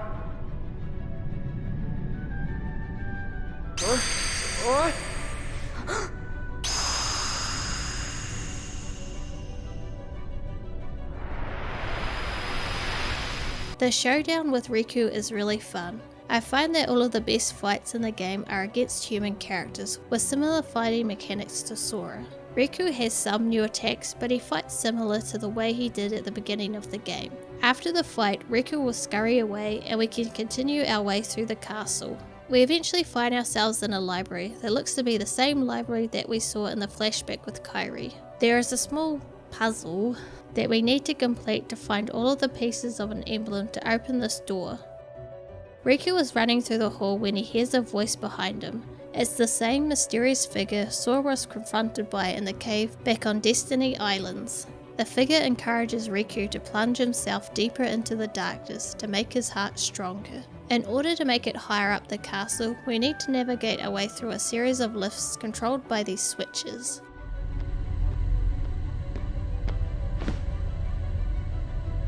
So, I see the path has emerged at last. Yes. The keyhole to the darkness. Unlock it, and the Heartless will overrun this world. What do I care? The darkness holds no power over me. Rather, I will use its power to rule all worlds. Such confidence.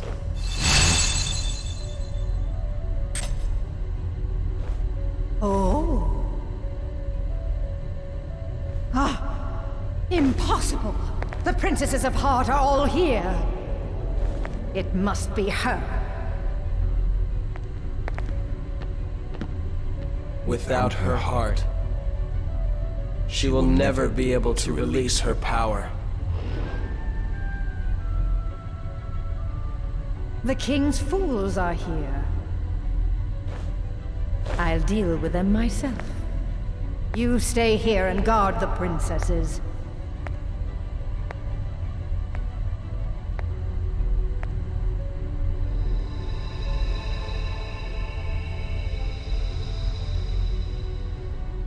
Making it to the top, we are faced with Maleficent. This boss is a two-stage boss fight. The first stage will have her elevated on a platform that you can bring down either by hitting it or by using the gravity spell. She can spawn Heartless occasionally, but don't worry about them too much. The main thing to worry about is when she casts her meteor spell, as you'll want to quickly get out of the way. When she is defeated, we get another Ansem report.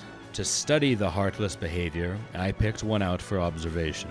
It wiggled its antennae in as if sensing a target headed deep into the castle. In the deepest part of the castle, its antennae began vibrating as if searching for something. Suddenly, a strange door appeared. I'd never known of its existence. It had a large keyhole, didn't seem to be locked, so I opened the door. What I saw on the other side mystified me. What was that powerful mass of energy? That night I observed a great meteor shower in the sky. Could it be related to that door I've opened? For the second stage, she will be in her dragon form, but luckily there is a break in between these two stages where you can save and replenish your items. This fight can be very difficult due to her erratic fire that can spread around the arena. Using an arrow shield will help mitigate a lot of the damage and give you space to cast spells and get in a few hits when the flames have cleared. After the fight, Riku will appear before us, ridiculing Maleficent for failing to realize that she had succumbed to the darkness. However, it's clear from this scene that this is not really Riku. A secret door is opened up and we can proceed to a large room where the Princesses of Heart are being held. Kairi! Kairi! Kairi! Open your eyes! It's no use. That girl has lost her heart. She cannot wake up. What? You're not Riku? The keyhole cannot be completed, so long as the last Princess of Heart still sleeps. The princess? Kairi's a princess? Yes. And without her power, the keyhole will remain incomplete. It is time she awakened. Whoever you are, let Riku go! Give him back his heart! But first, you must give the princess back her heart.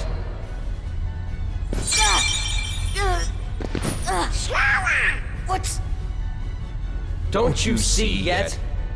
The princess's heart is responding.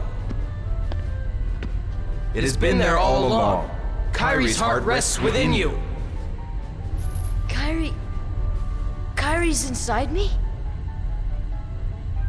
I know all that there is to know. Tell me, who are you? It is I, Ansem, the Seeker of Darkness.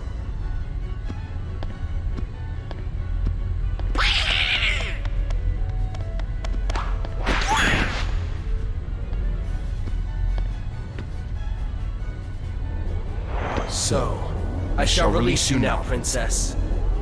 Complete the keyhole with your power. Open the door. Lead me into everlasting darkness.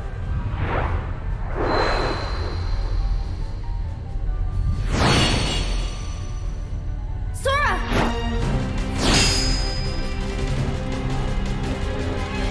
Forget it. There's no way you're taking Kairi's heart.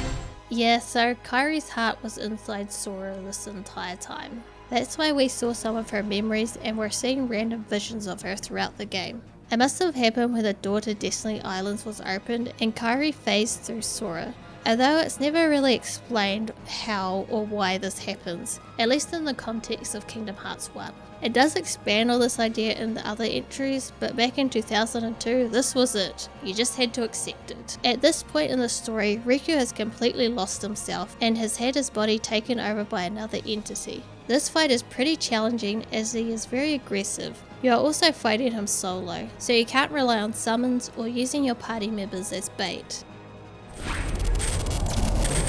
It won't work! The keyhole's not finished yet! What can we do? Maybe we gotta go wake Kairi up. I think you're right. If we can free her heart. But how? A keyblade that unlocks people's hearts. I wonder. Sora?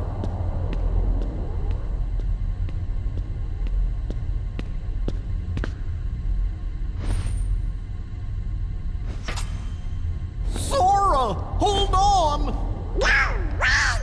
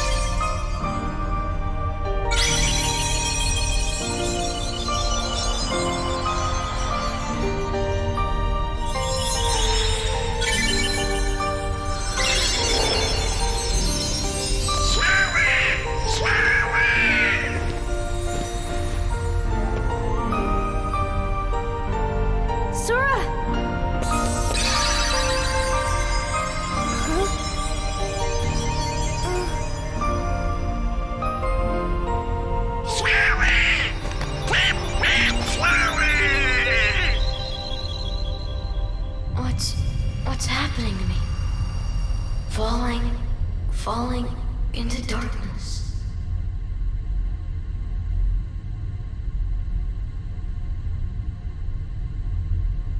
Sora? Are you really? No, he can't be. I won't let him go! So, you have awakened at last, Princess. The keyhole is now complete. You have served your purpose, but now it's over.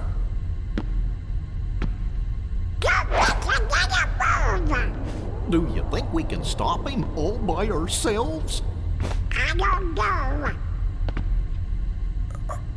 Impossible. No! You won't use me for this! Riku! You've gotta run! The Heartless are coming!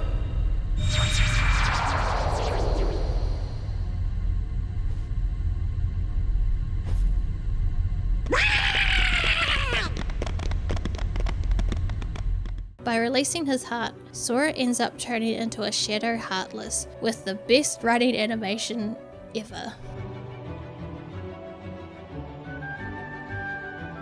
Because the level of Heartless you are depends on how much darkness is in your heart, people with higher levels of darkness become more monstrous looking. The highest could even retain their human form. People with lower levels of darkness on the other hand become weaker or more common Heartless. Sora became a Shadow because, while he, like everyone else, has darkness in his heart, he doesn't have that much of it. It's not clear why, but Sora seems to have retained some of his memory, and we follow the party down to the bottom of the castle.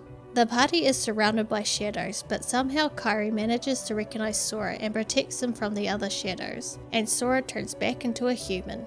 Asterix, maybe. But we're not getting into that in this video. The beast distracts the Heartless enough for us to escape to Traverse Town, where we inform Leon of everything that has been happening. Despite our long stint in Hollow Bastion, we were never actually able to close the keyhole.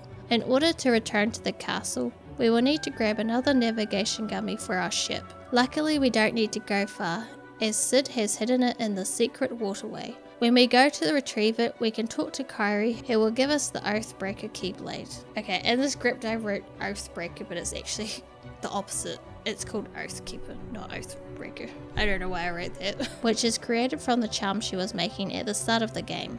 We then get another scene of Riku waking up in a dark, desolated place. His heart won the battle over the darkness, but he unfortunately has lost his body, even though the game shows him as he was before, but maybe he has some sort of ghost form or something. It's fine, they don't need to explain it. Please don't explain this in other games because I don't think I could handle it. The disembodied voice explains to him that the door to darkness will open soon, and maybe it was fate that brought him here, as in order for it to be closed, it must be done from both sides. I don't know why there's a door that has to be shut from both sides, but there you go. It doesn't make sense, because wouldn't that mean it needs to be open from both sides? And then that would contradict what happens at The second trip to Hollow Bastion is very simple, as we have already unlocked the path to the keyhole.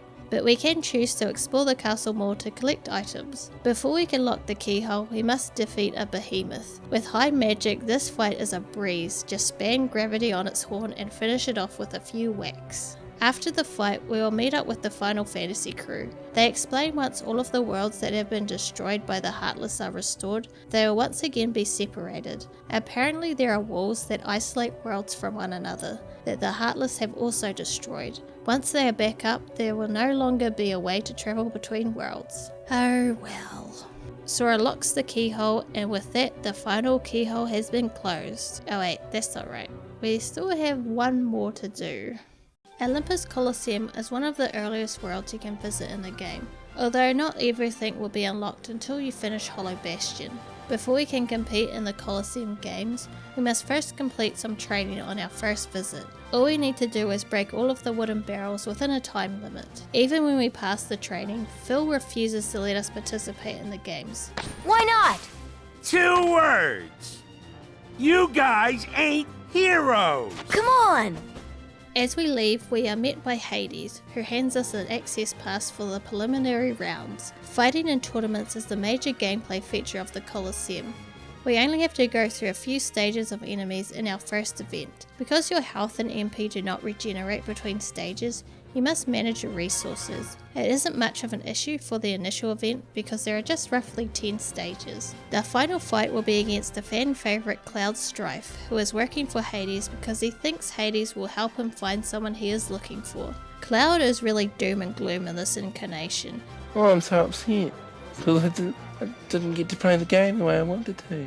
And not for any good reason, considering that Aerith isn't even dead. It also looks like he stole some of Vincent's clothes. It feels like the devs really just wanted to add him in because he's a popular character, but didn't give him anything meaningful to do. Once we have beaten Cloud, Cerberus will break into the Coliseum and start rampaging around. Once he has been dispatched, the games will be postponed for a time. This is why the Olympus Coliseum needs to be returned to multiple times, as the tournaments will open up as you progress through the story. There are 4 different tournaments that get progressively harder with more stages and more powerful enemies. There's the Phil Cup, Pegasus Cup, Hercules Cup and Hades Cup. There are 3 ways to complete them and will grant different prizes. The first way is to enter with the whole party, then Sora will be able to do a solo run, and then a time trial, where you must complete the cup within the time limit. After beating the Hercules Cup, we will learn the Yellow Trinity.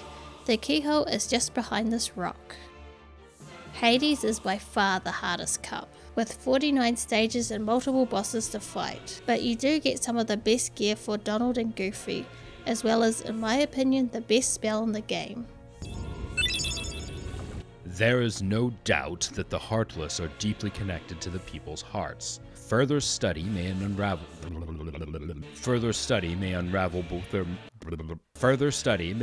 both their motivation and the mysteries shrouding the heart. As a start, I have built a device that artificially creates Heartless. By recreating the conditions that spawn the Heartless naturally, I should be able to produce them artificially. This device is the culmination of all of my research thus far. The machine's test run successfully created a Heartless. This may be a step towards creating a heart from nothing. The artificially and naturally created Heartless showed nearly identical traits, but the two types remain distinct for the purpose of the experiment. So, I will mark the ones that are created artificially. There are more than tournaments, there are also two really powerful bosses, the Ice Titan and Sephiroth. If you rely heavily on spells, the Ice Titan is well worth fighting, as you will get the Diamond Dust Keyblade, which is one of the best magic focused Keyblades in the game. Sephiroth is a fun fight, but you get rewarded with a really shitty Keyblade. Another Ansem report. It has a cool flame effect though. It is my duty to expose what this darkness really is. I shall conduct the following experiments. Extract the darkness from a person's heart. Cultivate a darkness in a pure heart. Both suppress and amplify the darkness within. The experiments caused the test subject's heart to collapse, including those of the most stalwart. How fragile our hearts are. My treatment produced no signs of recovery. I confined those who had completely lost their hearts beneath the castle. Sometime later, I went below and was greeted by the strangest sight. Creatures that seemed born of darkness. What are they? Are they truly sentient beings? Could they be the shadows of those who lost their hearts in my experiment? Now that we've gotten our hands on some pretty nice gear, let's quickly go over the secret bosses you can face. They are some of the hardest in the game, but will reward you with some really nice stuff. After sealing the keyhole in Hollow Bastion, 2 new bosses will become available to fight. If you go to Aladdin's house in Agrabah and talk to the magic carpet, it will take you to Kurtzitzer. Kurtzitzer was named after the guy who won the name and game contest that was held prior to the release of Kingdom Hearts in North America. If you can defeat him, you will get the Zan Setsuken ability and Ansem's Report 11. Opening the door to the world's heart causes its walls to crumble. These fragments are seen as shooting stars. This explains why these gummy blocks can travel freely to other worlds. I know the catalyst of the collapse, the appearance of the Heartless. However, it'll take time to search out the world's doors and to retrieve each heart. The doors can be locked using a keyblade, making the heart forever unattainable. I must take action before the wielder of this key appears in this world. If the princesses and the keyblade are connected, they should resonate. I have chosen a girl. I don't know if she holds the princess's powers, but I will find out. She may lead me to the key bearer. I shall set her free and observe.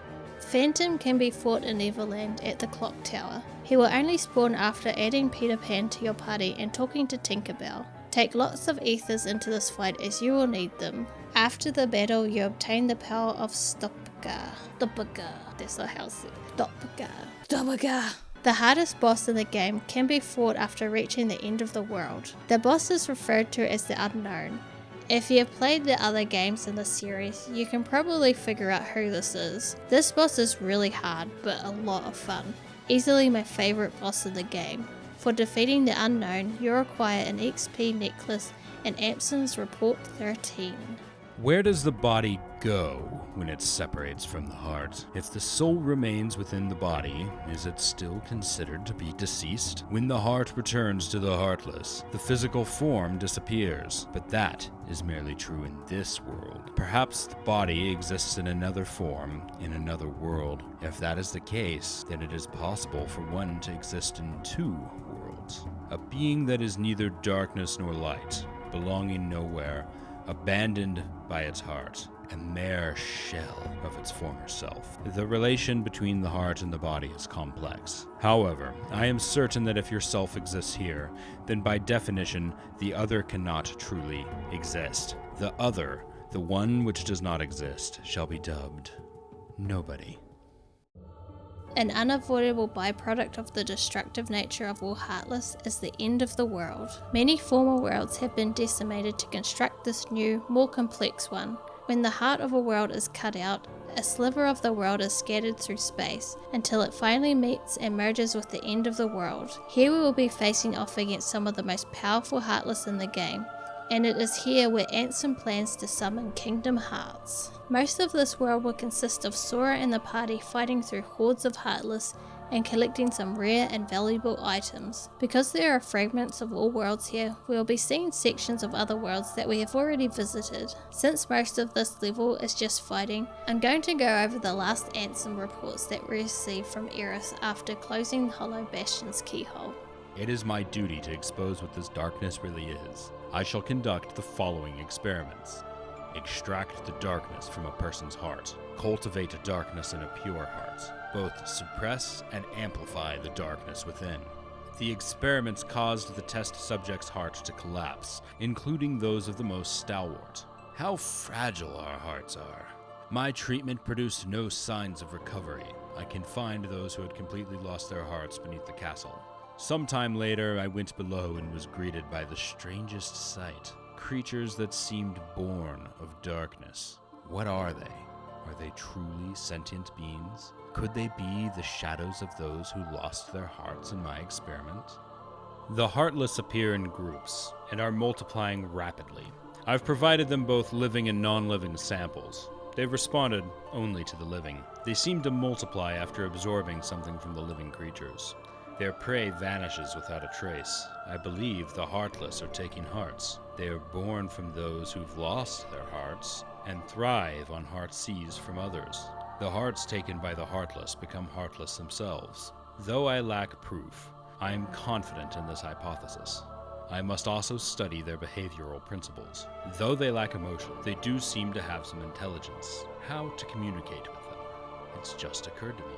Could they be the darkness in people's hearts?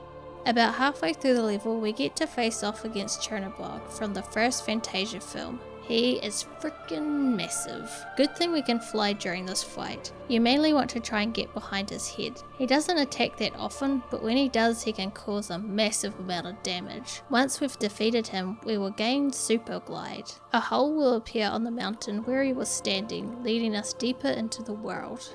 A massive core of energy lay beyond the door sought by the Heartless. It may be the ultimate goal of the Heartless, but what is that energy? I have devised a hypothesis, based on my observations by the Heartless. The Heartless feed on others' hearts, and they yearn for that energy core.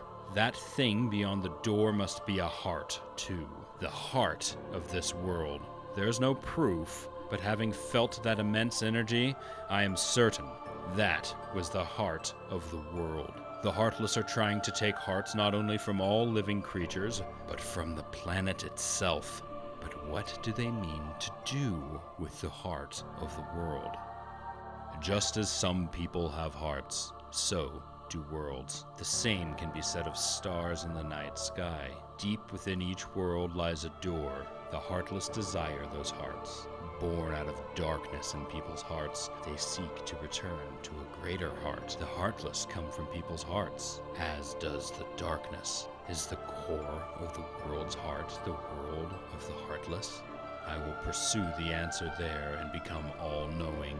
My path. I shall seek out the wielder of the Keyblade and the princesses.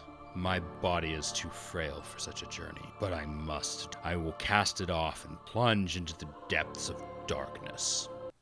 You know when you say heart like fucking 400 times, it just like, it loses meaning, and I'm kind of like, am I pronouncing this right? I know I've been speaking English my entire life, but like, is it heart? Is it heart? Is it heart? Is it heart? Is it heart? Is it it? Like, fucking Christ, I don't even know anymore. Like, I bet I flubbed half those fucking lines. I ain't doing it again though. That is a lot of text. We eventually make it to the final rest. This is the last save point before fighting the final boss. Passing through the door, we arrive on the fragmented Destiny Island. Running over to the shore, the fight against Ansem, the Seeker of Darkness, will begin. Take a look at this tiny place. To the heart-seeking freedom, this island is a prison, surrounded by water. And so this boy sought out to escape from his prison. He sought a way to cross over into other worlds, and he opened his heart to darkness.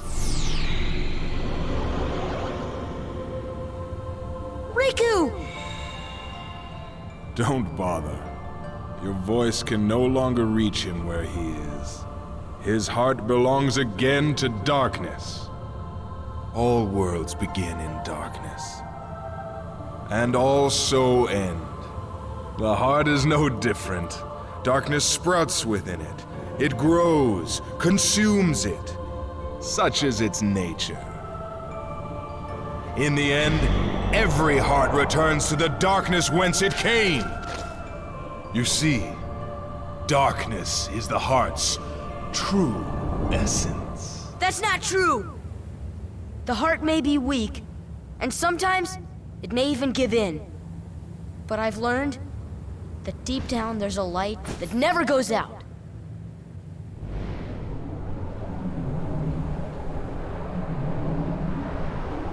So you have come this far, and still you understand nothing.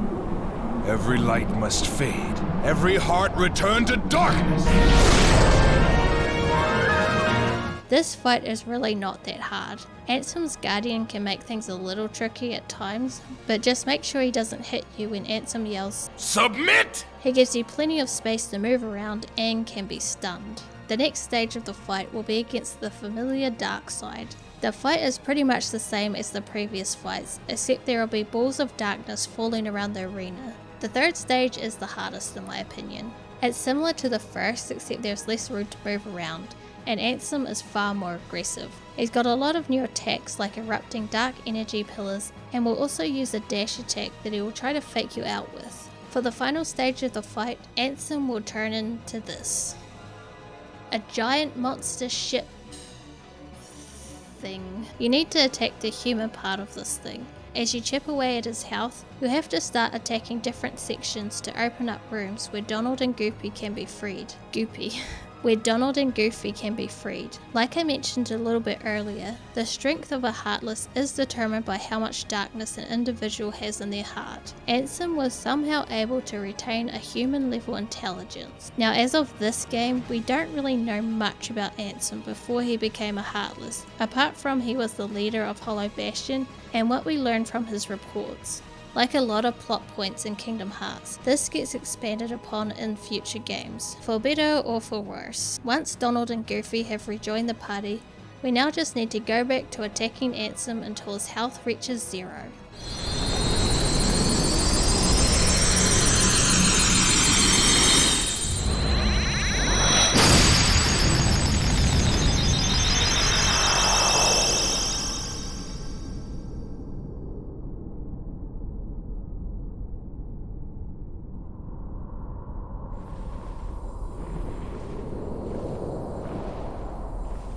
It is futile. The Keyblade alone cannot seal the door to darkness. Kingdom Hearts! Fill me with the power of darkness!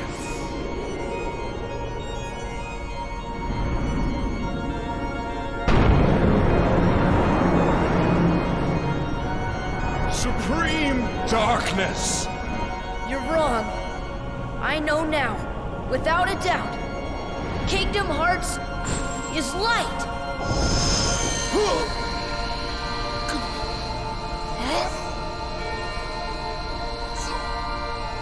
Light!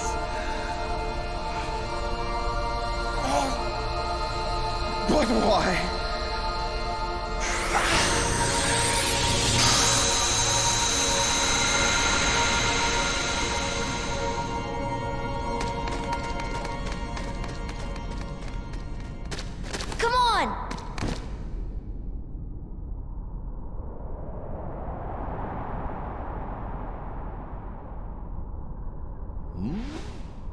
Whoa! Stop staring and keep pushing!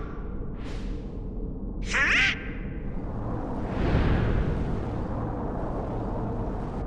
The Heartless! Hurry! I can't. Don't give up! Come on, Sora! Together we can do it! Okay.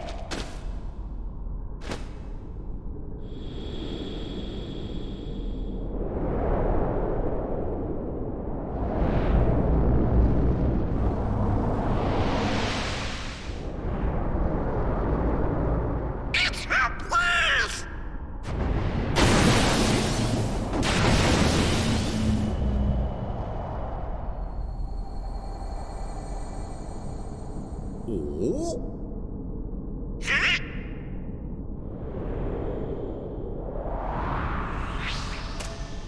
Your Majesty! Now, Sora, let's close this door for good. Close that trap! But... Don't worry. There will always be a door to the light. Sora, you can trust King Mickey. Now! They're coming! Donald, Goofy, thank you.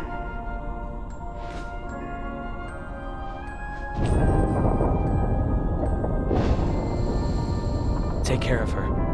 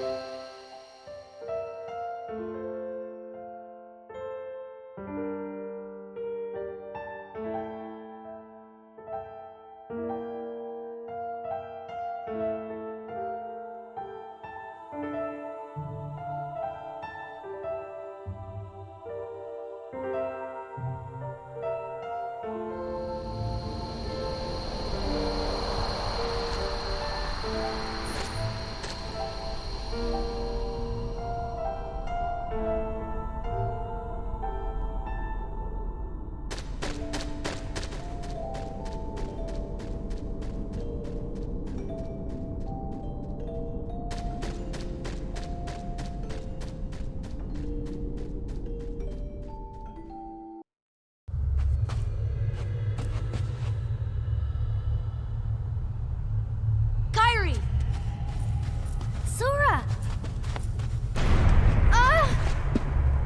Kyrie! Remember what you said before? I'm always with you too. I'll come back to you. I promise! I know you will! Sorry, I can't play the music for this part because...